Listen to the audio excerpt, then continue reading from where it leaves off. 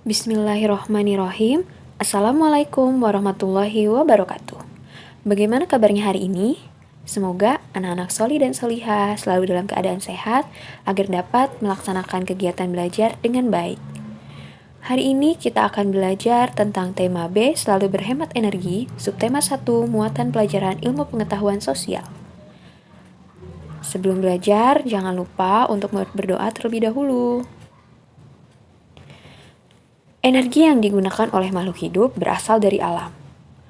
Segala sesuatu yang berasal dari alam dan dimanfaatkan oleh manusia untuk memenuhi kebutuhan hidupnya disebut dengan sumber daya alam.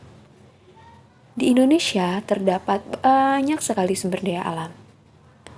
Kita lihat apa saja sumber daya alam berdasarkan sifatnya. Yang pertama, sumber daya alam yang dapat diperbarui. Dan berikutnya adalah sumber daya alam yang tidak dapat diperbaharui. Sumber daya alam yang dapat diperbaharui artinya sumber daya alam yang akan ada terus-menerus dan cepat pulih kembali. Maksudnya adalah persediaannya tidak terbatas dan bisa kita kelola kembali dalam waktu cepat. Sumber daya alam yang dapat diperbarui terbagi menjadi dua, yaitu sumber daya alam hayati dan sumber daya alam non-hayati. Sumber daya alam hayati yaitu sumber daya alam yang berasal dari makhluk hidup. Contohnya adalah buah-buahan, sayur-sayuran. Buah-buahan dan sayur-sayuran merupakan sumber daya alam hayati atau disebut sumber daya alam nabati. Dan yang berasal dari hewan yaitu sumber daya alam hewani. Berikutnya sumber daya alam non-hayati yaitu sumber daya alam yang berasal dari bukan makhluk hidup. Seperti air, bebatuan, dan juga cahaya matahari. Sumber daya alam yang tidak dapat diperbarui yaitu sumber daya alam yang akan habis jika digunakan terus-menerus dan pembentukannya memerlukan waktu yang lama. Jadi persediaan sumber daya alam ini sangat terbatas. Sumber daya alam tidak dapat diperbarui antara lain adalah energi, mineral logam, dan mineral non-logam. Sumber daya alam energi contohnya minyak bumi dan batu bara. Sumber daya alam mineral logam yaitu besi, tembaga, emas, dan nikel. Dan sumber daya alam mineral non-logam yaitu batu kapur dan belerang. Sumber daya alam berpengaruh terhadap perekonomian masyarakat. Setiap daerah mempunyai potensi sumber daya alam yang berbeda, namun setiap daerah tetap saling berhubungan. Hal itu dapat terjadi karena penduduk di setiap daerah menjual hasil sumber daya alamnya ke daerah lain. Indonesia memiliki sumber daya alam melimpah. Daratan dan perairan di Indonesia mengandung sumber daya alam yang melimpah yang dapat dimanfaatkan. Contohnya, sumber daya alam yang ada di darat. Indonesia terkenal akan pertaniannya dan perkebunannya yang sangat luas. Beberapa manfaat yang bisa kita ambil salah satunya yaitu jagung dan padi. Jagung dan padi sebagai bahan makanan pokok di Indonesia. Kemudian ada sapi bisa kita ambil daging dan susunya. Lalu ada emas juga bisa kita manfaatkan untuk perhiasan.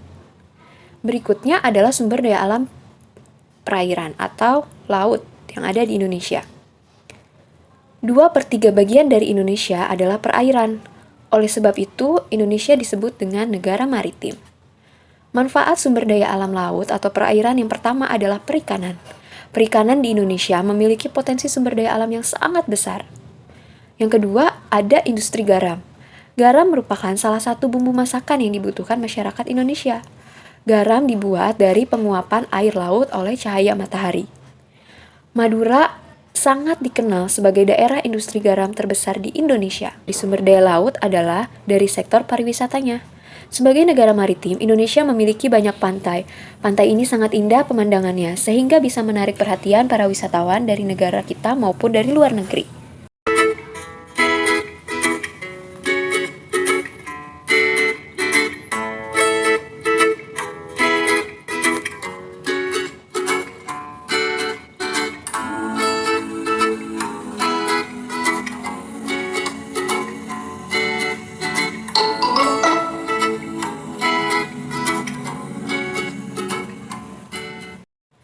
Nah, berikut ini beberapa pemanfaatan sumber daya alam. Yang pertama sebagai sumber energi makhluk hidup, berikutnya sebagai sektor pariwisata, lalu sebagai sektor pertanian, dan yang terakhir sebagai sektor peternakan.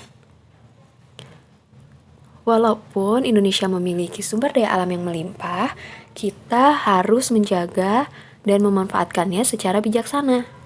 Nah, berikut merupakan contoh pemanfaatan sumber daya alam secara bijaksana. Yang pertama, menggunakan sumber daya alam sesuai kebutuhan saja. Yang kedua, tidak mengubah lahan hutan menjadi perumahan. Yang ketiga, menerapkan sistem tebang pilih tanaman. Yang keempat, melakukan reboisasi pada lahan yang gundul. Dan yang kelima, mereklamasi atau memperbaiki lahan bekas tambang.